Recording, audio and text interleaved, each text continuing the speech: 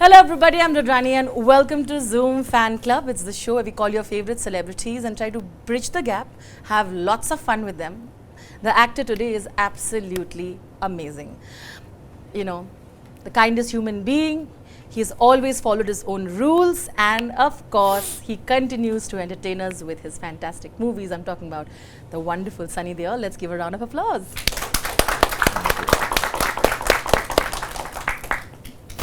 तो सर मैंने continues to entertain कहा क्योंकि मुझे पता है अब तो काफ़ी सारे मूवीज़ भी है और चल भी रही है, लेकिन आपकी जो लास्ट फिल्म थी which continues to make a lot of waves, it kind of brings back the feeling that you are here and you are meant to be. What has been the most incredible part about the love that you're getting for Jat? I mean, it's not a part two of some film. It's a brand new film, so that's also holding its gun out there. So it's makes you feel because everybody's doing part twos. Bilkul. So gives you more belief. And I always have been a person who believes in bringing out fresher stuff one can do.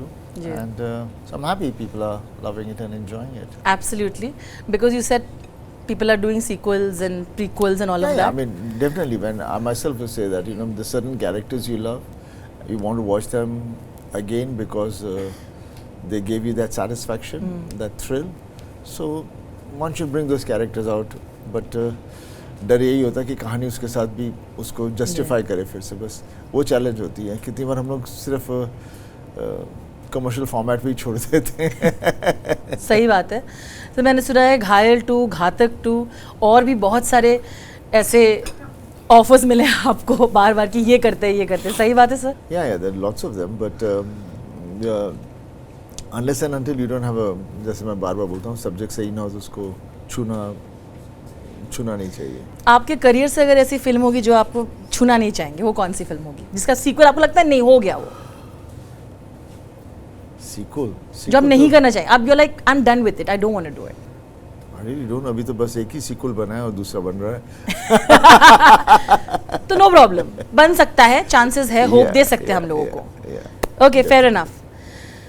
तो एक scene दिखाना है मुझे आपको. हम जाट की बात कर रहे हैं तो जाट का सीन दिखाना बनता है. We are going to analyse and this is a very interesting part for us as well. तो please let's play Jat.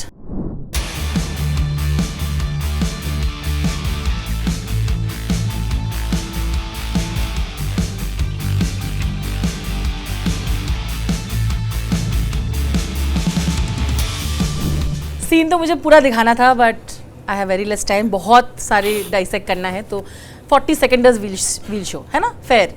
But you got the vibe and the feel. I think we should give this man a round of applause. हाँ,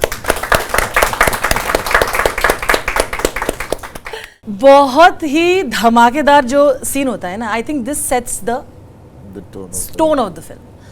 you will have to tell me about this scene.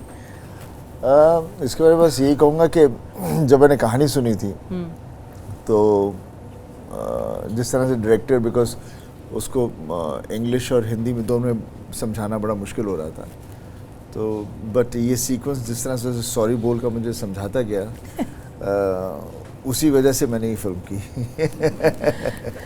That attracted me towards the whole thing because it was very interesting and very intriguing.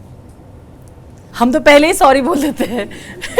ऐसा कभी हो नहीं सकता ना ऐसे ये देख के कि आपको कोई सॉरी ना बोले. Is it possible? मैं सॉरी तो तभी बोलूंगा उसको जिसने कुछ गलती की हो. बिल्कुल, हम बिना गलती के बोलने के तैयार है. इतने खतरनाक सीन नहीं है. But मजा आया होगा to see the impact that the scene makes because sorry बोल became like a thing, right? Yeah, it became a thing and it was interesting because जिस तरह से कहानी को आगे लेके जाता है and then you come to the main मुद्दा and जहाँ पर the story is actually जहाँ इस आदमी को by accidentally he reaches there. Yeah. So it was very nicely screenplayed. ये एक एंट्री सीन हो गई. मुझे जानना है आपको क्या लगता है आपके करियर में आपके बेस्ट एंट्री सीन्स आपके अनुसार कौन से हैं? And you have to give me a reason why you chose that. Very difficult for me to choose that because मुझे याद भी नहीं होंगे. Okay. You know, और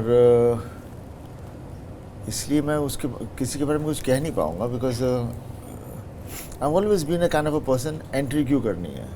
You know, ये करो, entry scene चाहिए. I said let the character flow come in and it becomes the thing जिससे आप जुड़ जाते हो और आगे चले जाते हो. But definitely from the when we make films which are very to the fans and the subject is like that, then the director and those directors know how to do it. Ji. They have the knack of doing it. So वो करवा लेते हैं और हम कर लेते हैं पर खुद सोच नहीं पाते. सर जब कोई चीज़ चल जाती है ना, लोग आपसे दोबारा वही चीज़ करवाने की कोशिश करते हैं. आपके टाइम में भी ये हुआ था आपके साथ, राइट? आपने उस टाइप कास्टिंग को तोड़ा कैसे? आप कैसे समझाते थे उस इंसान को कि यार मैंने ये, कभी कभी वो सीन चल जाता, बोले ऐसे ही स्टाइल में वो डायलॉग बोलो.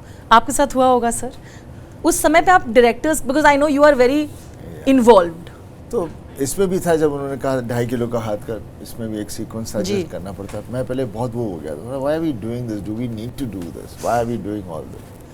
Then later on I understood why the director is doing it, because how he's trying to show the hero, and obviously the scene has a 2.5 kilo ka haath has become such a thing which initially I used to get so irritated with, because जहाँ भी जाओ पहले ये dialogue बोलो, ये dialogue बोलो, ये dialogue बोलो.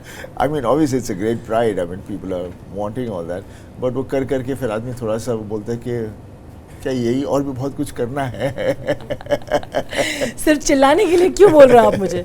सर हुआ भी है ना, लोग fans and producer have also commented कि आप थोड़ा चिल्लाओ and all this has happened to you, right? कि you need to scream. I mean obviously sequences वो हो जाते हैं where the director has written the scene as such where you have to go to those pictures, but इसी चिल्लाना और करना, it all depends on the sequence, the intensity required at that moment. Otherwise just simply for doing it, it has no meaning.